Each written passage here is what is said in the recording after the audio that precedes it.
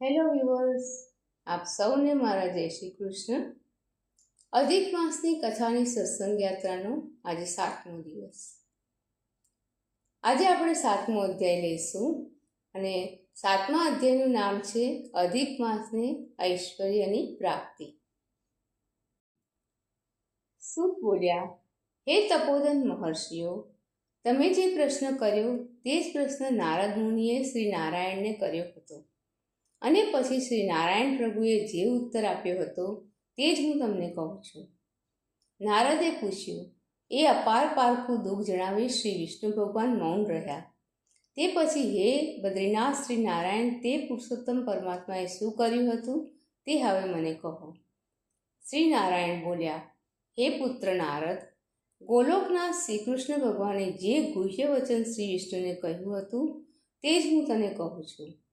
કેમ કે સાંભળવા ઈચ્છતા, દંભરહિત અને કાયમી આસ્તિક એવા ઉત્તમ ભક્તને સર્વ કંઈ કહેવું જોઈએ. પુરુષોત્તમનું એ વચન ઉત્તમ કીર્તિ કરનાર, પુણ્યકારક, યશ વધારનાર, ઉત્તમ પુત્ર આપનાર, રાજાઓને વશ કરનાર, દારિદ્ર્યરૂપી જંગલને બાળી નાખવામાં દાવાનળ સમાન તથા અતિ ઘણા પુણ્યોથી સાંભળી શકાય તેવું છે. માટે અનન્ય ભક્તિથી તે સાંભળવા જેવું છે તથા તે પ્રમાણે આચરવા જેવું છે. શ્રી પુરુષોત્તમે શ્રી વિષ્ણુને તે વેળા આમ કહ્યું હતું. હે વિષ્ણુ, આ મળમાસનો હાથ પકડી તમે અહીં આવ્યા તે ઠીક કર્યું છે. આથી તમે લોકમાં કીર્તિ પામશો. તમે જે જીવને પોતાનો કરી સ્વીકારો છો તેને મેં સ્વીકાર્યો છે એમ જાણવું. આથી આ મળમાસને હું મારા જેવો સર્વોપરી કરીશ. હું મારા ગુણો, કીર્તિ, પ્રભાવ, 6 ઐશ્વર્યો, પરાક્રમો, ભક્તોને વરદાન આપો અને બીજા જે ગુણોથી લોકમાં પુરુષોત્તમ તરીકે પ્રખ્યાત થયો છું તે સર્વ ગુણો આજથી મેં આને અર્પણ કર્યા છે. મારામાં જે ગુણો રહ્યા છે તે બધા આનામાં પણ પ્રાપ્ત થાવ, તેમજ લોકમાં તથા વેદમાં મારું પુરુષોત્તમ એવું નામ પ્રસિદ્ધ છે તે પણ હે જનાર્દન હું આને આપું છું. અને હે મધુસૂદન, આનો સ્વામી પણ આજથી હું જ થઉં છું. આના નામથી આખું જગત પવિત્ર થશે અને મારી સમાનતા પામી આ મહિનો બીજા બધા મહિનાઓનો અધિપતિ થશે. વળી આ જગતમાં પૂજ્ય તથા જગતને વંદન કરવા લાયક થશે. આની પૂજા કરનારા સર્વ લોકોના દારિદ્ર્યનો આ નાશ કરનાર થશે.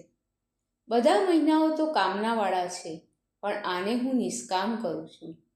સર્વ લોકોને આ મોક્ષ આપનાર થશે અને આને હું મારા જેવો જ કરું છું. જે મનુષ્ય કામના રહિત અથવા સર્વ કામનાઓથી યુક્ત થઈને પણ આ અધિક માસનું પૂજન કરશે તે સર્વ કર્મોને બાળી ભસ્મ કરી અવશ્ય મને જ પામશે.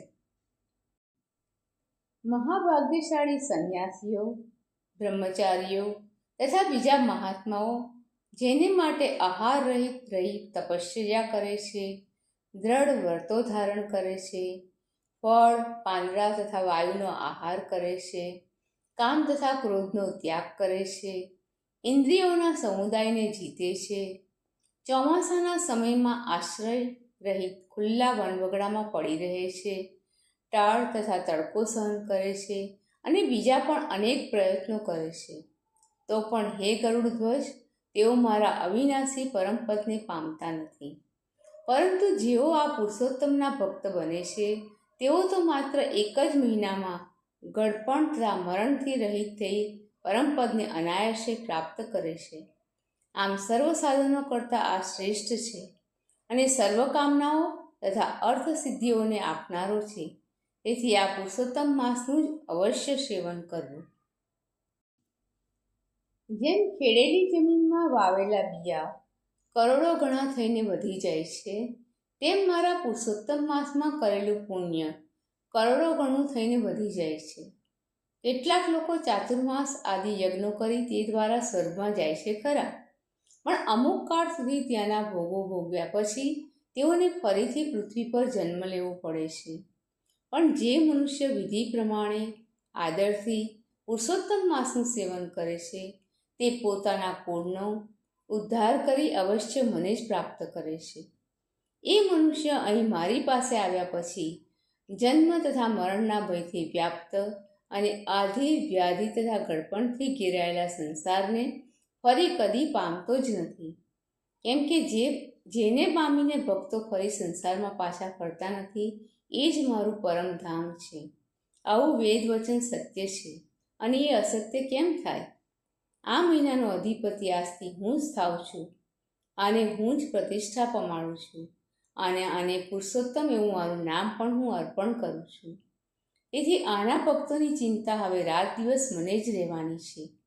આના ભક્તોની સર્વકામનાઓને આજથી હું જ પૂરી કરવાનું છું. કદાચ મારા ભક્તોનો અપરાધ હું ગણીશ, પણ આ પુરુષોત્તમ માસના ભક્તોનો અપરાધ હું કદી નહીં ગણું. હે વિષ્ણુ, મારા પોતાનું આરાધન કરતાં મારા આશ્રિત ભક્તોનું આરાધન મને વધારે પ્રિય છે. તેમજ મારા ભક્તોની કામનાઓ આપવામાં કદાચ હું વિલંબ કરીશ, પણ મારા આ પુરુષોત્તમ માસના ભક્તોની કામનાઓ આપવામાં હું કદી વિલંબ નહીં કરું. તેમજ મારા આ પુરુષોત્તમ માસના જે ભક્તો હશે તેઓ મને અતિશય વહાલા હશે.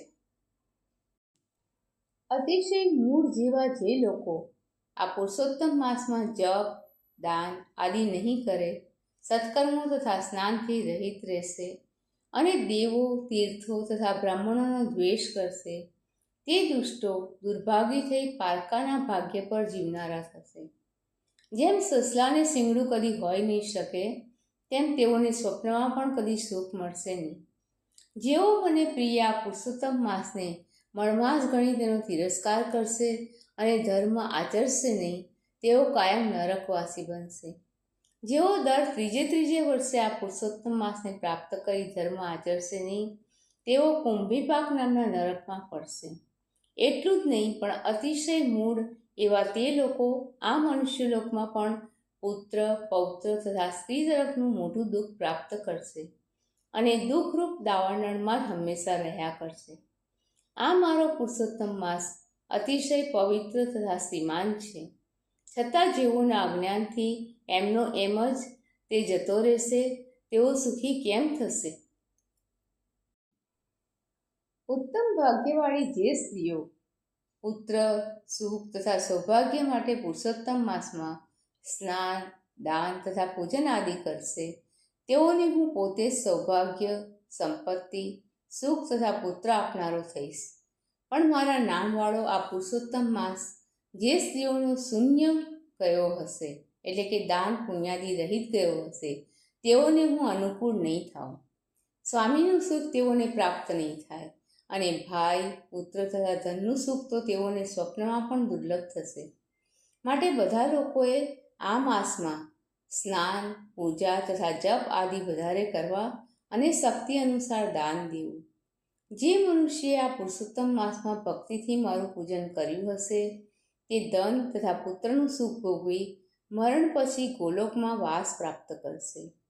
સર્વ લોકો મારી આજ્ઞાથી મારા આ મહિનાની પૂજા કરશે, અને એ જ કારણથી મેં આ માસને સર્વ મહિનામાં ઉત્તમ કર્યું છે. માટે હે લક્ષ્મીપતિ, તમે આ અધિક માસની ચિંતા છોડી દઈ આ પુરુષોત્તમ માસને સાથે લઈ હવે તમારા શ્રી વૈકુંઠ ધામમાં જાઓ. શ્રી નારાયણ બોલ્યા. શ્રી કૃષ્ણ ભગવાનનું એ રસિક વચન સાંભળી વિષ્ણુ ભગવાને નવા મેઘ જેવી કાંતિવાળા એ શ્રી કૃષ્ણ પ્રભુને પ્રણામ કર્યા, અને અતિશય આનંદપૂર્વક એ પુરુષોત્તમ માસને સાથે લઈ ગરુડ પર બેસી પોતાના વૈકુંઠ ધામમાં પધાર્યા. ઇતિ શ્રી બૃહન્નારદીય પુરાણ વિશેના પુરુષોત્તમ મહાત્મ્યમાં અધિક માસને ઐશ્વર્યની પ્રાપ્તિ નામનો 7મો અધ્યાય સમાપ્ત. દર્શક મિત્રો, આપ સૌને મારા જય શ્રી કૃષ્ણ. કાલે ફરીથી મળીએ અધિક માસની કથાની આપણી સત્સંગ યાત્રામાં એક નવા અધ્યાય સાથે.